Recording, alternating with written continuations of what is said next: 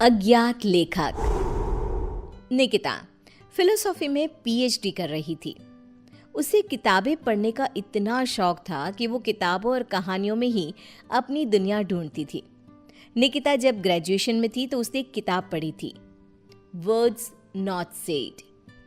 तब से ही उसे उस राइटर से एक अटैचमेंट सी हो गई थी। उसने राइटर का नाम पता करने की बहुत कोशिश की पर कुछ पता ही नहीं चला। एक दिन वो अपनी फ्रेंड से कहती है, कितने दिन हो गए, आज तक मैं उस राइटर के बारे में कुछ पता नहीं लगा सकी। आज तक तो वहीं अटकी पड़ी है, किताबों की दुनिया को वहीं तक छोड़ दे बहन, कुछ नहीं रखा उसमें। फिर तो तुझे कुछ पता ही नहीं। उनकी हर ईयर एक बुक आती ही है जिसकी सिर्फ 20 कॉपीज ही बनती है और मैं सारी कॉपीज खरीद लेती हूँ। चल तुझे दिखाती हूँ। निकिता प्रिया को स्टोर रूम में लेकर जाती है। रूम बिल्कुल ठंडा। प्रिया को ऐसा महसूस होता है जैसे वो यहाँ पहले आ चुकी है। कुछ अजीब सा महसूस हो रहा है, मानो मुझे कोई अपनी ओर खींच रहा हो। कमरे में चारों तरफ गुफ अंधेरा। अपने फोन की फ्लैश लाइट ऑन कर निकिता फोन को चारों तरफ घुमाती है। हर तरफ बस उस अज्ञात राइटर की ही किताबें थी। सारी बुक्स को यहाँ छिपा कर रखती हूँ मैं, मेरे अलावा यहाँ कोई भी आता नहीं, इसीलिए इस बात की घर पर किसी को भनक तक नहीं है।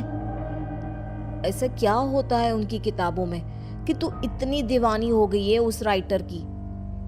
निकिता वहीं अपने पास के सेफ से एक बुक उठाती है। उसकी धूल झटकती हुई उसका पहला पन्ना पढ़ना शुरू करती है। ठंडे बंद कमरे में टॉर्च की एक सीधी रोशनी के उजाले में वो दोनों मेरी लिखी किताबें पढ़ रही थी। तभी उसकी सहेली को अपने कंधे पर किसी का हाथ महसूस होता है। ओह ओह!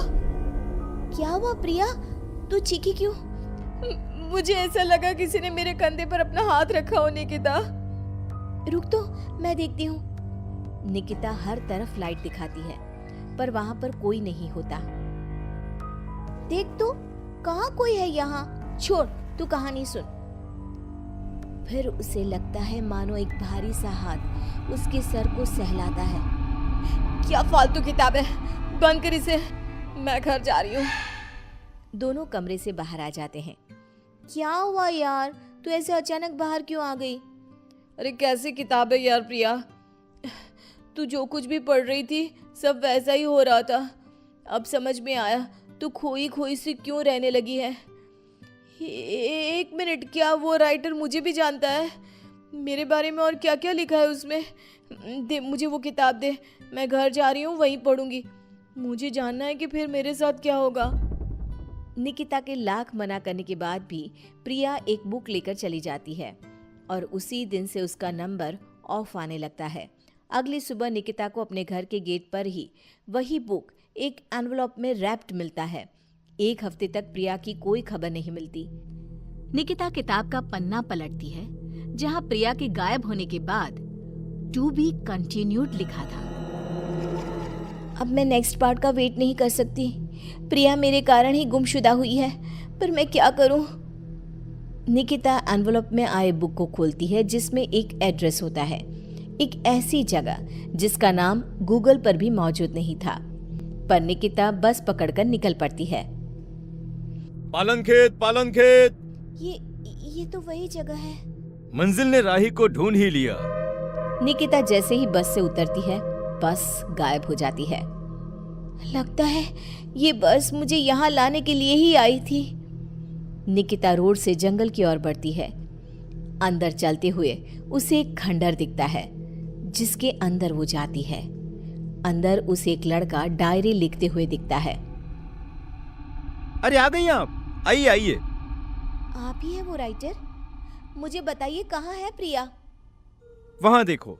निकिता देखती है कि दीवार पर प्रिया की तस्वीर लगी हुई है जिस पर हार चढ़ा हुआ है। प्रिया की फोटो के साथ वहां कई और लोगों की तस्वीरें भी थी। ये सब क्या है? मेरी कलम श्रापित है, मैं ना भी चाहूं तो भी ये चलेगी। जिस किसी का जिक्र ये करती है उसे मार कर ही दम लेती है। ये सिलसिला शुरू हुआ था जब मैं 16 साल का था। एक नदी के किनारे मुझे ये पेन मिली। मैं इसे अपने कबर्ड में रख कर भूल गया। फिर एक दिन अचानक कबर्ड से लाल रोशनी आई मैंने उसे खोला तो पेन चमक रही थी और इसने लिखी मौत की दास्तां। मेरा सब कुछ इसने छीन लिया, सब कुछ। मैंने उसे खत्म करना चाहा, पर नाकाम रहा। मैं सब कुछ छोड़कर जंगल में रहने लगा, पर यह तब भी नहीं रुकी। तो इसे रोकेगा कौन?